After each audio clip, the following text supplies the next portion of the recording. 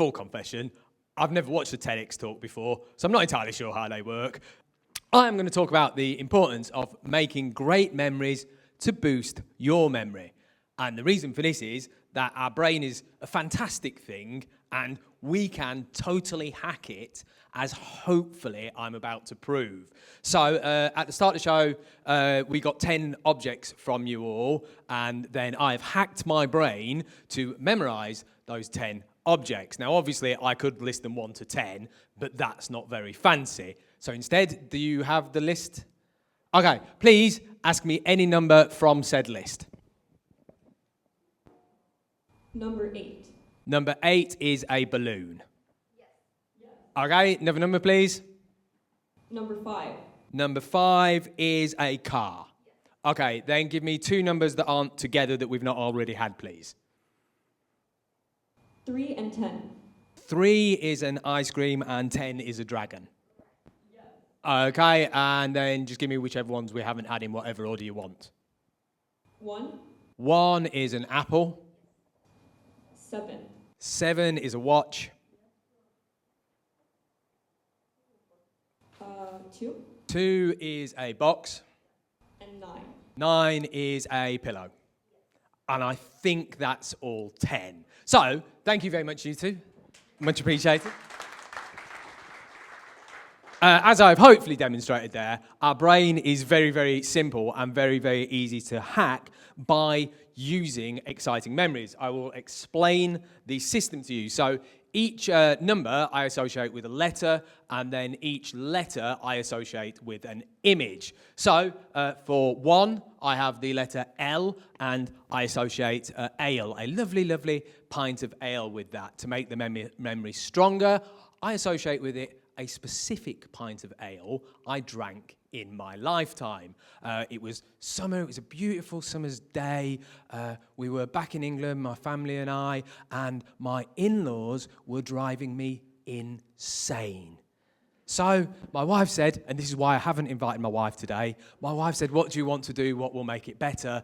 And there was a pub across the road, and I said, well, we'll go over to the road to the pub and have a pint, and that'll probably sort me out. So we went over to the pub, beautiful Roman English countryside, ordered a lovely pint, went and sat in the beer garden, looking over the rolling hills, and drank said pint. So I have a specific pint I use for this technique, and for the memory example I just gave, I now have an apple floating in that pint. Next up, for 2, I have the letter N, because, N, and it's 2 bits at the bottom. So I think of Noah, and I think of Noah on his ark, laughing at the fact that he left the dinosaurs behind. And he thinks it's hilarious. And in the case of this one, I literally also now imagine Noah with a box in his hand. Next up, we have 3. I go for M because, M, it's sort of like a 3 on its side. It's got 3 bits at the bottom. And I think of a ham. And it's the great time of year to think of a ham. I think of the lovely Christmas ham that we order every year. And we always order it way too big. And it always lasts us until the new year. Until you get to the point where you open the fridge and you look at the leftover ham. You give it a little smell and think, probably in food poisoning territory now. So you don't eat it anymore. This one was really easy. Disgusting but easy. I thought of a ham-flavoured ice cream. Next up, now, it's a family show, but for 4, I think of the letters W and H, and, I think of a word that starts with W and H, that's a lady of the night, shall we say. And obviously, I can't show you the image I'm thinking of. But rest assured, it's not just some common streetwalker. It is a fine courtesan I envision in my mind. And in this case, said courtesan is surrounded by cats. Easy. So that was number 4. Next up, number 5, I think of a beehive. I don't think of a specific beehive because I've never visited a specific beehive. This one, I just think of a hive, and in this case, I thought of the hive in the back of a car, so that gave me car. Next up, we have bee. Now, unlike the hive, I do think of a specific bee for this one, which is an odd thing, I admit, but I do have a specific bee in mind.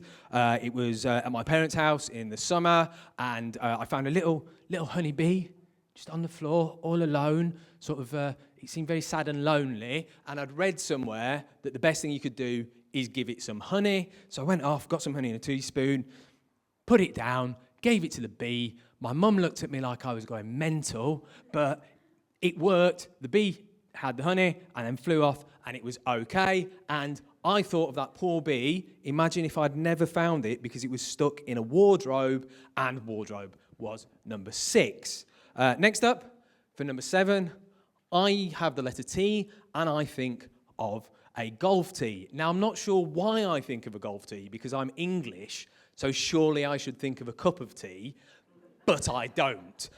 I think of a golf tee. I just imagined the watch on top of the golf tee, whack, smash the watch into a million pieces. Easy to remember that one. Next up, for 8, I think of a GH, as in the H sound, and I convert that to a J, and I think of a Jewish person. Now, to avoid any accusations of anti-Semitism, just so we're clear, I think of Larry David, not some stereotypical Jewish English. It's Larry David, and in this case, he's holding a balloon. So that's how I get to 8. Next up, we have G. Now this one, Goa, I think of the place Goa. I used to live in Delhi. I lived there for 5 years, and at every possible opportunity, I would jump on a plane and fly to Goa because it's awesome. So that one's a really easy one for me to remember, and I simply thought of myself laying on a beautiful Goan beach with my head on a nice soft pillow. Finally, we have 10, where we have to combine the letters L and S or Z, and I think of LSD. Now, obviously, being a fine and upstanding member of the school community, I have no idea what LSD is or what it's like at all whatsoever, but what I do think of is when they gave us the drugs talk in school and it massively backfired because they got some ex-offenders in to come and tell us about drugs, and to be quite frank, they made drugs sound awesome, which I don't think was the point of it, and then my friends, being good working class boys, stole the LSD tabs they'd brought in with them and proceeded to try and sell them.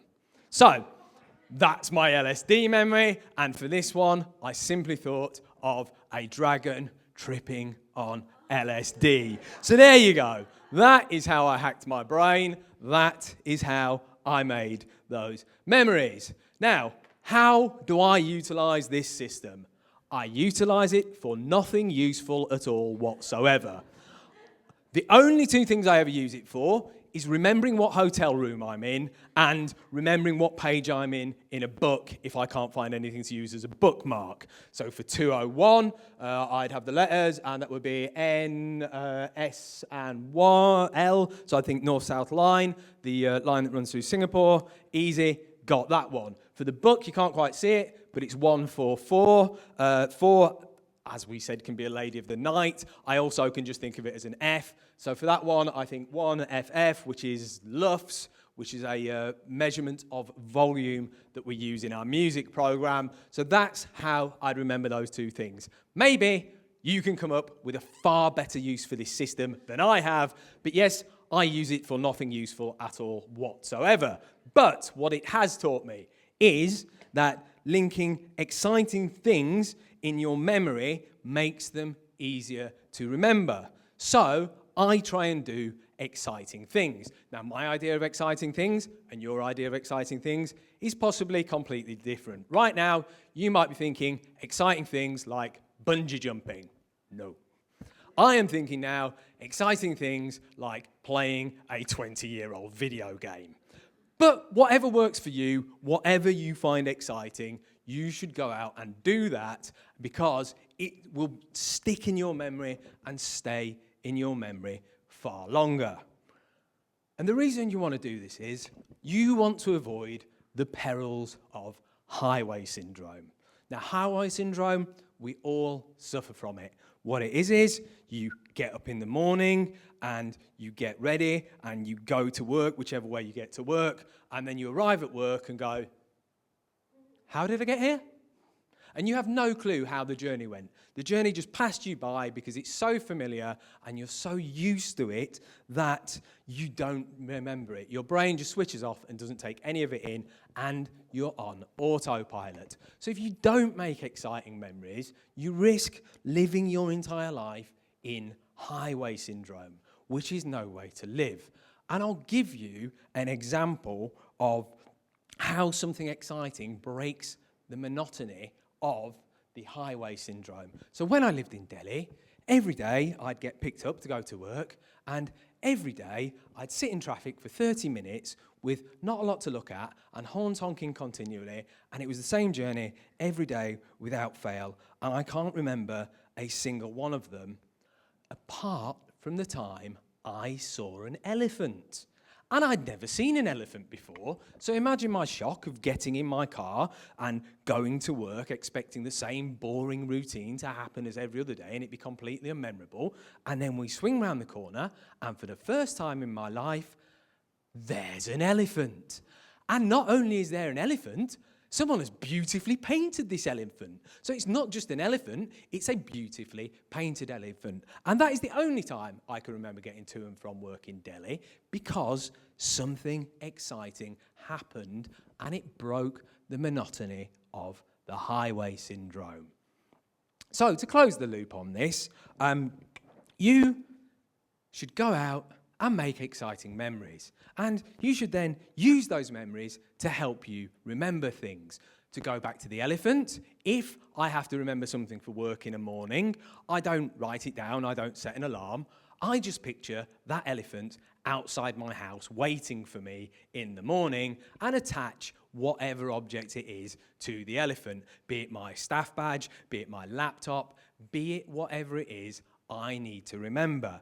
And the reason that works is it's a really good, exciting memory for me, so I always remember it. So in conclusion, I encourage everybody in here to live a full and exciting life and go out and make exciting memories, whatever they be to you. So thank you very much for listening, and this has been my TED Talk. Thank you very much.